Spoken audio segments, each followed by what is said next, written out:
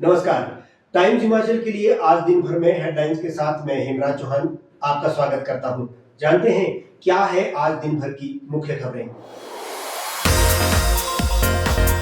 नेता प्रतिपक्ष जयराम ठाकुर ने कहा, कांग्रेस सरकार ने प्रदेश को आपदा में झोंका।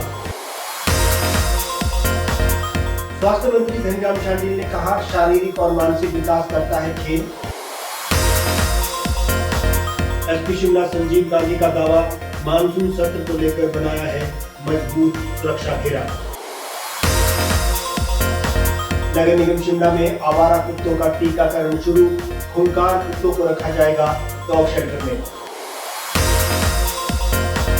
आसमानी बिजली गिरने से बिलासपुर में 4 मवेशी मरे, एक महिला भी घायल हुई। सरस्वती विद्या मंदिर चिंतपूर्णी में 35वीं प्रांत स्तरीय खेलकूद प्रतियोगिता का शुभारंभ।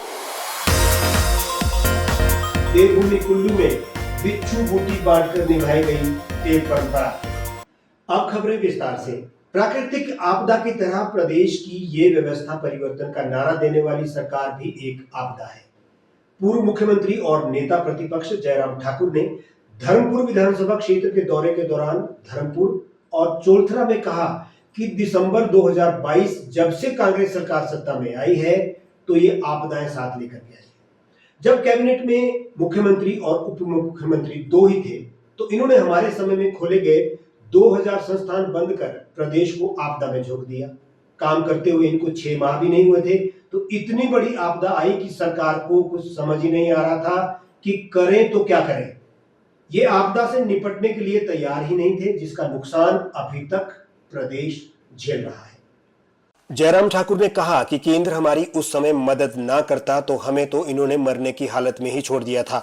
जैसे झूठ बोलकर ये सत्ता में आए, वैसे ही आपदा में भी इन्होंने 4500 करोड़ रुपए के पैकेज की घोषणा कर झूठ बोला, जो आज तक भी लोगों को नहीं मिले और सिर्फ अपने मित्रों के घर भरे गए। नेता प्रतिपक्ष ने कहा कि जहां महेंद्र सिंह ठाकुर छोड़कर गए हैं, आज धर्मपुर वहीं खड़ा है। उन्होंने कहा कि मैं एक दिन में 900 करोड़ रुपए के उद्घाटन धर्मपुर से ही करके गया हूं, लेकिन आज इनके पास पैसा ही नहीं है।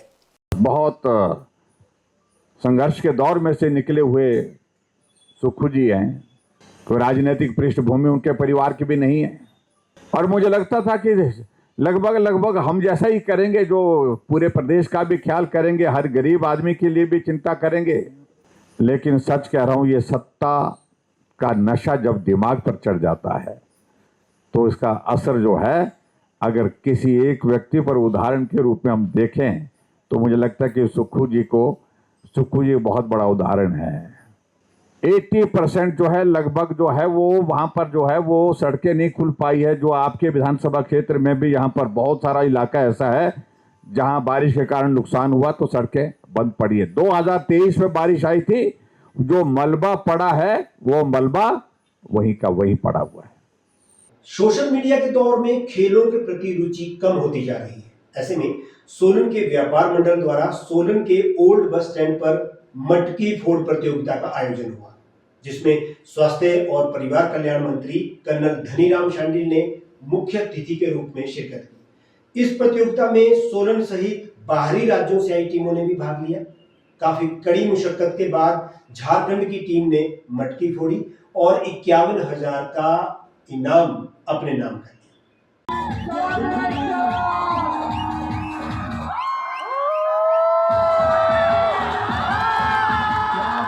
इस अवसर पर मुख्य अतिथि कर्नल धनीराम शांडिल ने व्यापार मंडल सोलन को बधाई देते हुए कहा कि आज के समय में युवा मोबाइल में व्यस्त है, जो कि हानिकारक है। इस तरह की प्रतियोगिताएं उनके शारीरिक और मानसिक विकास के लिए लाभदायक है। उन्होंने कहा कि ऐसी प्रतियोगिताओं से युवा भी नशे से दूर रहता है और धार्मिक भावनाएं भी बनी रहती है। एक बड़ा पुराना स्पोर्ट है हमारे पूरे देश का।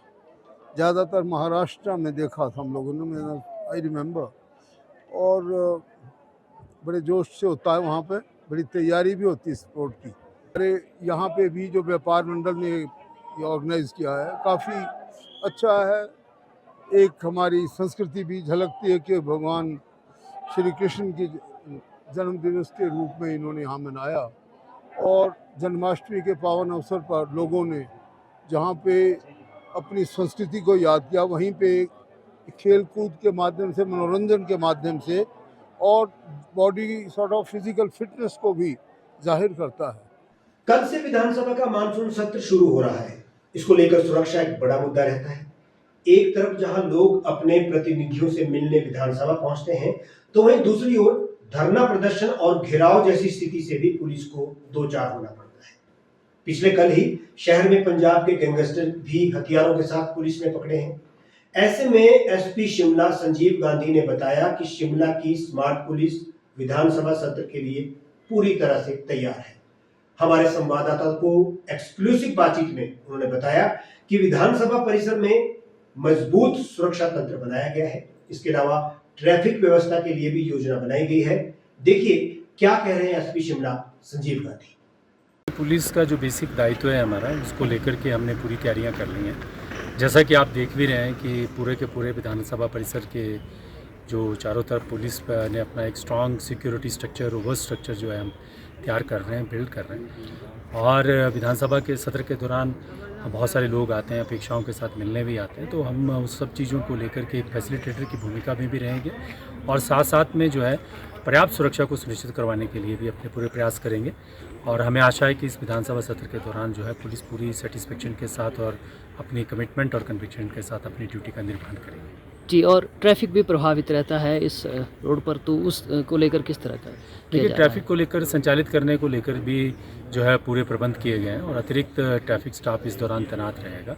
हम जानते हैं कि हिमाचल प्रदेश की हमारी राजधानी शिमला में जो वाहनों की संख्या है वो दिन प्रतिदिन बढ़ रही है और जो हमारे संसाधन हैं, सड़क है और जो पार्किंग्स हैं, we have a limited facility.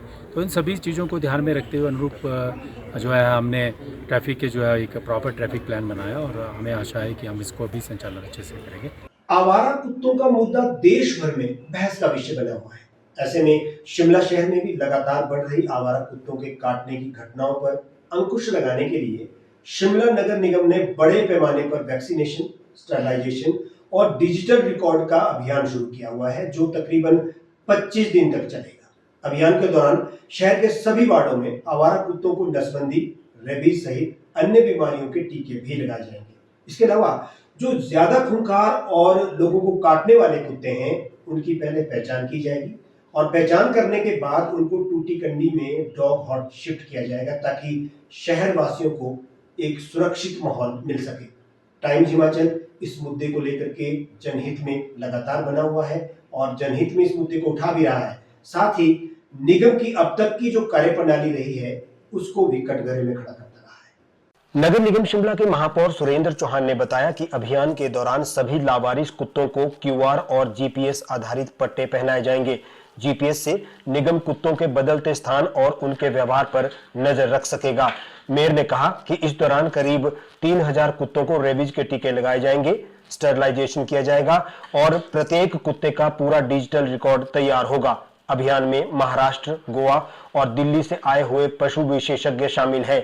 Dogs के काटने की बहुत सारी शिकायतें भी आ रही और आए दिन कुत्ते काटते हैं, चाहे बच्चे हैं, बुजुर्ग है, सभी लोग, बहुत लोगों को काटा जा रहा है और बहुत सारी शिकायतें भी आ रही। इसी संदर्भ में हमने एक बहुत बड़ा प्रोग्राम आजकल हमारा चलना शुरू कर दिया हमने, जिसमें वैक्सीनेशन डॉग्स की कर रहे हैं, ऑपरेट हम बड़े लेवल पे करने जा रहे हैं और आज से पिछले कुछ दिनों से हमने इस कार्यक्रम को शुरू कर दिया है, जिसमें वैक्सीनेशन होगी, रेबीज के इंजेक्शन और जो डॉग्स से रिलेटेड जो डिजीज है उसको लोगों को ना हो उसकी हम इंजेक्ट कर रहे हैं। सबको इंजेक्शन भी लगेगी उसमें, वैक्सीनेशन भी होगी और साथ के साथ उसमें डिजिटलाइजेशन उसका कर रहे हैं। उसका पूरा रिकॉर्ड हमारे पास होगा, जिसका जो बहुत ज़्यादा डॉग उसमें नंबरिंग होगी, डॉग के प्रति जो गंभीर है, जो काटने वाले उसको डॉग हट में रखने जा रहे हैं, जिसके लिए भी हमारा काम चल रहा है, जिसमें टूटीकंडी में हमारा डॉग हट बन गया है और एक बड़े लेवल पे इसको लगभग इसमें 8 से 9 NGOs हमारे साथ काम कर रही है। बारिश के साथ साथ बिजली गिरने से भी नुकसान हो रहा है। बिलासपुर के उपमंडल सदर की द्रोबड़ पंचायत में आसमानी बिजली गिरने से 4 मवेशियों की मौत हो गई, जबकि एक महिला गंभीर रूप से घायल हो गई। महिला का उपचार जिला अस्पताल में चल रहा है। उमा देवी आज दोपहर को मवेशियों को पानी पिलाने और चारा डालने के लिए घर के पास ही अपनी गौशाला गई हुई थी। मवेशियों को बाहर बांधा हुआ था। इसी समय आसमानी बिजली गिरती है, जिसमें भूरा राम और उनके भाई की 2 भैंसें और 2 बकरियों की मौके पर ही मौत हो जाती है। बिजली गिरने से मवेशियों की मौत के साथ ही उमा देवी भी घायल हो गई। उनकी बाजू में चोट आई है। बिजली गिरने की आवाज सुनकर परिजन गौशाला पहुंचे। उन्होंने उमा देवी को निजी कार से अस्पताल पहुंचाया। उधर घटना के बाद खारसी चौकी से पुलिस टीम मौके पर पहुंची। स्थानीय पशु चिकित्सालय से भी डॉक्टर पहुंचे। पीड़ितों को करीब 2 लाख रुपए के पशुधन का नुकसान हुआ है। देवभूमि कुल्लू जिला में देवी देवताओं के सम्मान में देव परंपराओं का निर्वहन साल भर किया जाता है। ऐसे में भाद्रू मास को काला महीना के नाम से भी जानते हैं। ऐसे में एक जो पूरा माह है वो इस पूरे माह में कोई शुभ कार्य नहीं होते हैं। प्रदेश में कई जगह पे ऐसी भी प्रथाएं हैं। नई नवेली दुल्हन 1 महीने के लिए मायके चली जाती है। ऐसा माना जाता है कि सास और बहू एक साथ नहीं रहते इस माह में। ऐसी ही देव परंपराएं और भी जिलों में देखी जाती है। जिला मुख्यालय कुल्लू में देवता वीरनाथ गौरी ने बुरी शक्तियों के प्रभाव को रोकने के लिए इस माह में क्षेत्र की परिक्रमा की।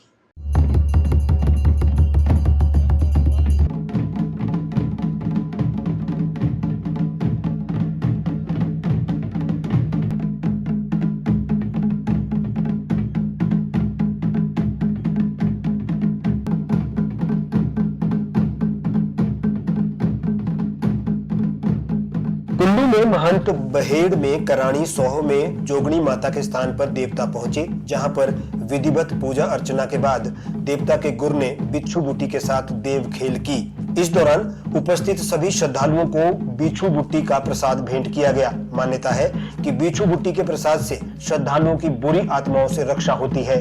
देवता वीरनाथ गौरी के कारदार राजकुमार महंत ने कहा कि देवता वीरनाथ गौरी के सम्मान में हर साल भादुर संक्रांति पर निकलकर क्षेत्र की परिक्रमा पर निकलते हैं और हर घर में श्रद्धालुओं की श्रद्धा के अनुसार धूप पूजा अर्चना की जाती है। ये दैनी साझा जो है देवते का 16 तारीख 2 दिन से जो है चला हुआ। 16 तारीख को देवता अपने मंझार से चलते हैं। देवता लोड ढालपुर होकर जो है धूप पीते हैं, हरियाणा के वहाँ जाते हैं। वहाँ से होके जो है ढालपुर से होके ऊपर चुमुंडा नगर से अपने बालावेद होकर गुरवेद, इस तरह जो है घर घर जो है देवता जो है अपने हरियाणा को शेष प्रदान करते हैं। इस तरह ये प्रक्रिया कल 16 तारीख से चली हुई है और शाम को जो है 16 तारीख को ढालपुर में शाम के टाइम जो है वीरनाथ जी डैनी जो बोलते हैं हम डैनी चढ़ाई जाती है, जिससे जो भूत प्रेत जो बुरी शक्तियाँ हैं उनको भगाया जाता है। इसमें जो है देवता अपने मंदिर के फिर एक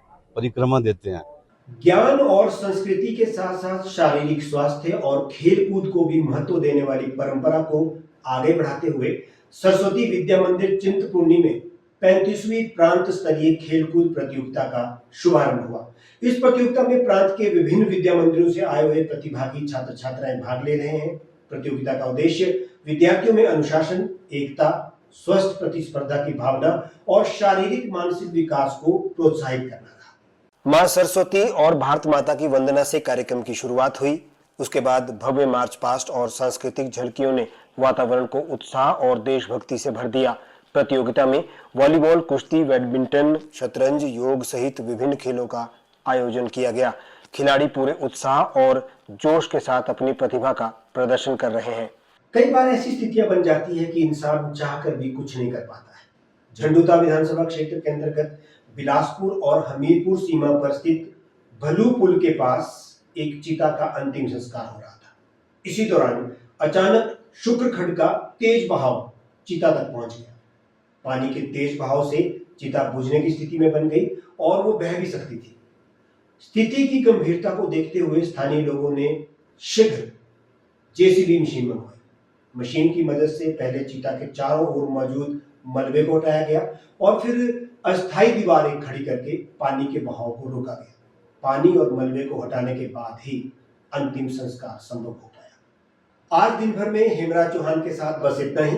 ताजा अपडेट और खबरों के लिए आप बने रहिए हमारे साथ, देखते रहिए टाइम्स हिमाचल। और हाँ, हर अपडेट के लिए हमें फॉलो करना ना भूलें, क्योंकि हम हैं सच की राह पर सबसे आगे। फेसबुक के साथ साथ हम यूट्यूब और इंस्टाग्राम पर भी उपलब्ध हैं। नमस्कार।